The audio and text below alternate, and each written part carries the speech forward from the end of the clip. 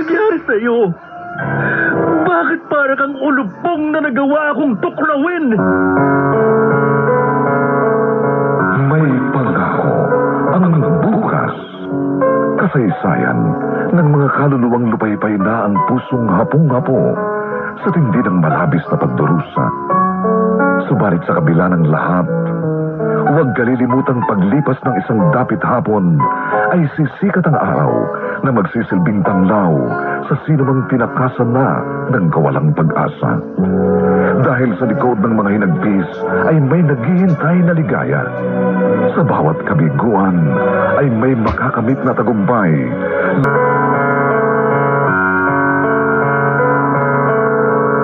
Magandang umagang muli sa inyong lahat, mga kaibigan. Narito na po ang ika-4 na kabanata ng ating tampok na kasaysayan sa linggong ito, pinamagatang Bakit para kang ulupong na nagawa kong tuklawin?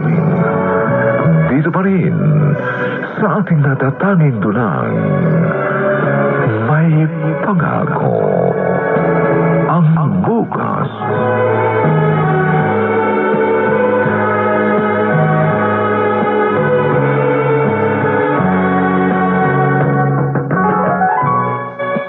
Alam na ni Renan? Oo, Myla. Paano niya nalaman? Hindi ko na tinanong pa. May hinala akong isang taga rito na kasama nilang nakulong doon. Ang siyang nagsabi. Siguro nga. Dahil alam na halos sa mga tao rito ang tungkol sa relasyon natin. Hindi na natin yung maitago. Anong ginawa niya sa'yo? Sinaktan ka ba?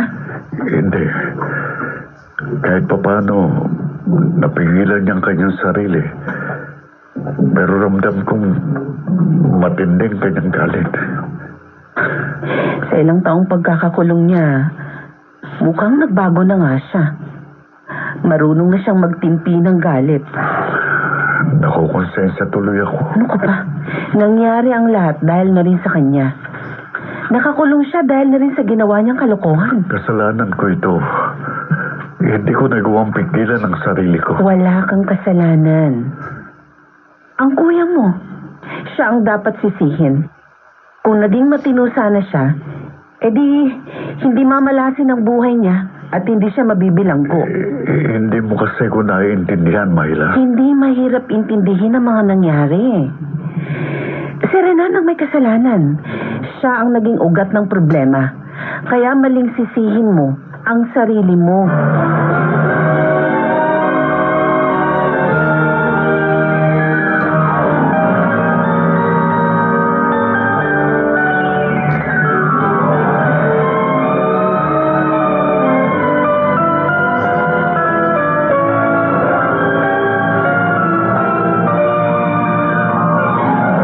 Kahapon ka patahimik ah. Walang kibot. Mas gusto mong nag-iisa. Hindi pa rin ako makapaniwala sa ginawa ni Kevin.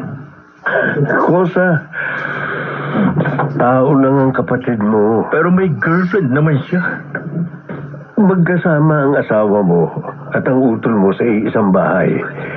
Hindi malayong mahulog ang loob nila. Buong akala ko pa naman. Magiging bantay ko siya. Para pag nakalabas ako ng kulungan, mabubuo kong muli ang pamilya ko. Hindi na pala. Talagang ganyan ang buhay. Pero pinahanga mo ako, Renan. Nagawa mong pigilan ang galit mo sa iyong kapatid. Mahal kong kapatid ko, Tonyo. Kahit nagawa niya sa akin yun, hindi ko pa rin siya kayang kamuhian at itakwil.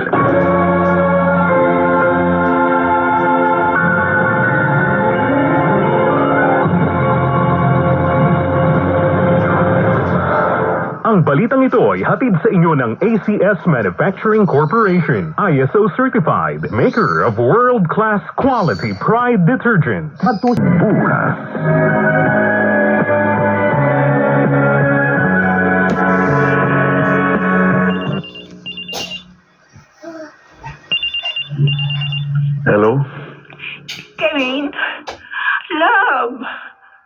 Ano ba nangyayari sa'yo? Okay lang ako. Pero madalang na tayo magkita. Paano tayo magkikita? Busy ka rin sa trabaho mo. Madalas, out of town ka. Dahil sa work mo, di ba? Tapos, pag free ako, ikaw naman itong hindi pwede. Baka naman iniiwasan mo na talaga ako. Ayan ka na naman eh. Nag-iisip ng kung ano. Do you still love me? Sure, oo naman. Bakit ka ba ganyan kung magtanong? Hindi ko na kasi na-feel yung love na yun eh. Nung minsan nakita tayo, ang cold mo. Pagod lang ako noon. Huwag kang mag-alala, babawi ako. Lagi ko na lamang ganyan. Hindi mo naman kayang tuparin. Promise, tutuparin ko. Para hindi ka na magtampo sa akin.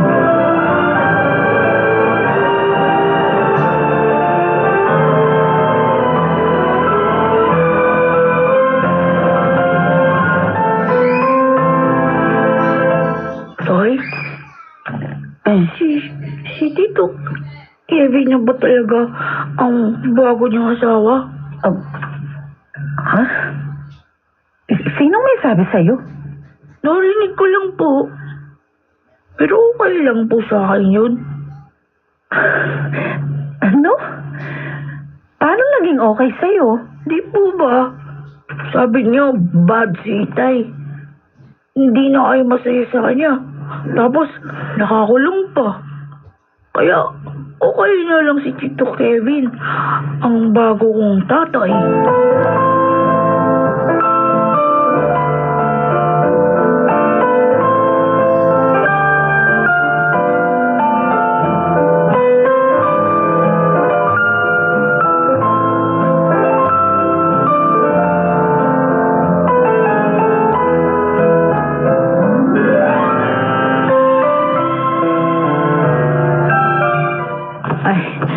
Mamaya ako nalang tatapusin yung mga nilalaban ko.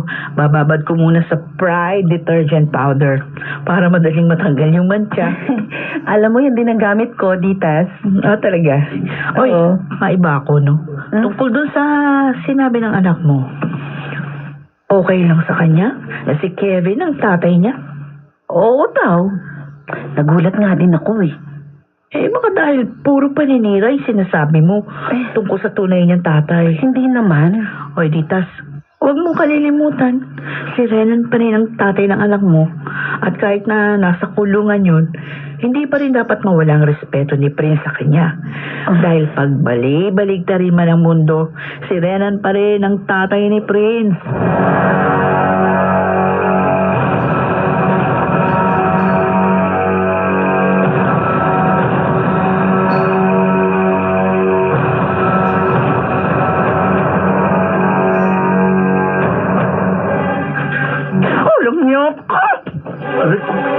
Ano ba nangyayari sa'yo, Ashley? Paminsan-minsan na nga lang tayo magkita tapos ganyan pa gagawin mo. Sasaktan mo ko. Dahil maluloko ka, hayop ko! Oo. Nakakahiya ka! Ano ba problema mo? Akala mo yata hindi ko alam na may babae ka! Ha? Kaya pala laki na pinagbago mo. Ang nakasasama pa ng loob, hipag mo pa ang pinagpalit mo sa akin. Kevin, malaki ng hirap ko sa'yo. Kaya hindi ako basta papayag na iba ang makinabang sa'yo.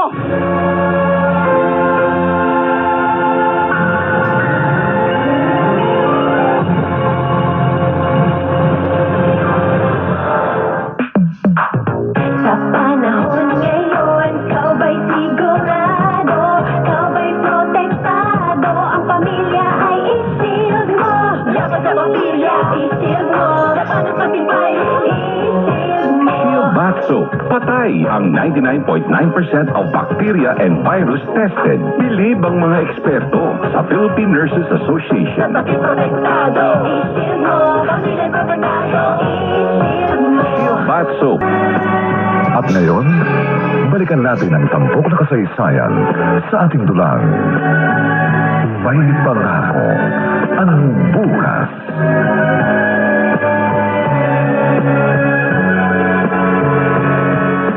Kumusta na nga pala ang kaso ni Renan? Hindi ko na nga naasikaso eh. Ilang taon na rin siya nakakulong. At hindi pa rin nahahatulan. Di ba nangako ka sa kanya ng tulong? Sinadya mo ba yung baliwalain na? Hindi. Marami lang akong trabaho. Sa bagay, kung ako masusunod, huwag mo nang asikasuhin yun. Bakit? Ayaw mo na bang makalaya ang kuya ko? Para ano? Para guluhin niya tayo. Kevin, masaya na ako ngayon na ikaw ang kasama ko. Gusto ko nga sana lumayo na tayo eh. Para kung makalaya man siya, hindi na niya tayo makikita.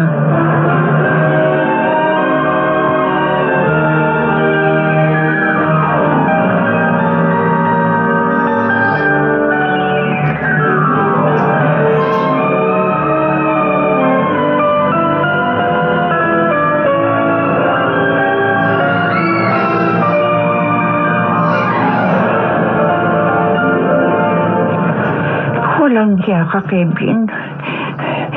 Talagang wala na ako halaga sa'yo. Hindi ka na nagpapakita sa akin. Mas mahalaga na ba sa'yo hipag mo? Mas maganda ba siya? Mas masarap? Mas mahusay kaysa sa akin? Magkikita rin kami ng babae yun.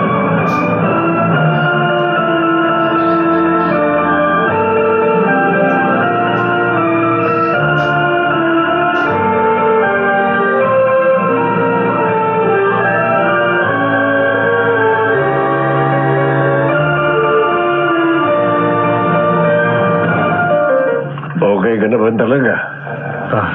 Oo, Tonyo. Tanggap mo lang ipinagpalit ka ng asawa mo at sa kapatid mo pa. Wala na ako magagawa. Nangyari na eh. Baka naman sinasabi mo lang yan, pero paglaya mo, kung anong gawin mo sa utol mo. Hindi. At saka, minsan nga naisip ko, mabuti na yung nangyari yun. Huh? Dahil alam ko, maayos niyang inaalagaan ng aking mag-ina. Lalo na ang anak ko si Prince. Hindi niya pinababayaan. Kaya lang, wala na sila sa'yo.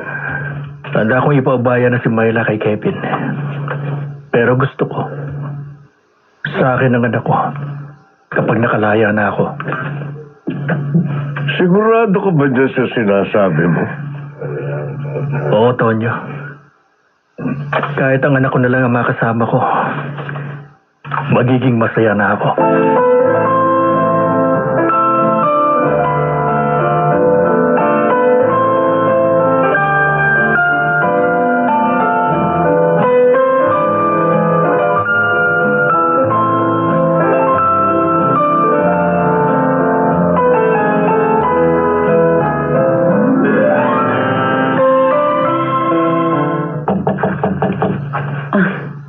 Maaga yatang umuwi si Kevin. Baka may usapan sila ni Prince na ipapasyal niya ang bata. Ikaw ba si Myla? Oh, sino ka? Ako si Ashley. Ang girlfriend ni Kevin ng halos 5 taon. Oh, bakit narito ka? Para makita ko. At ipamukha sa'yo na ang kapal ng mukha mo. Aray ko. Ano ba? Ilang kita ka ako ibuhin sa sabunod. Kundi ilalampasok ko rin yung mukha mo sa semento. Pinayon mo ako. Pinayon mo mga agaw ka. Siguro nilalihim ka ni Kevin. Pinatuloy niya. Walang hiya mo. Sila mo relasyon ni Kevin. Dapat mo.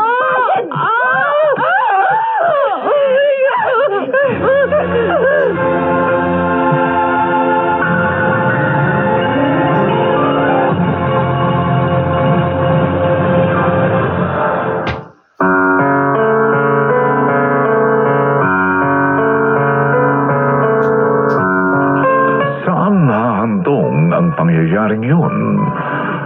Ano ang gagawin ni Kevin kapag nalamang sinugod ni Ashley si Myla? Mga nagsiganap, Phil Cruz, Rosana Villegas, Jenaline de la Cruz, Susan Robles, Lionel Benjamin, at si Maynard Landicho Jr. sa papel na Renan. Nilapatan ng tunog ni Jerry Butia sa musika ni Buboy Salong. Superbisyong teknikal ni Eric Lucero at Bong Muyar. Ito'y mula sa panulat ni Gani J. Halamanan.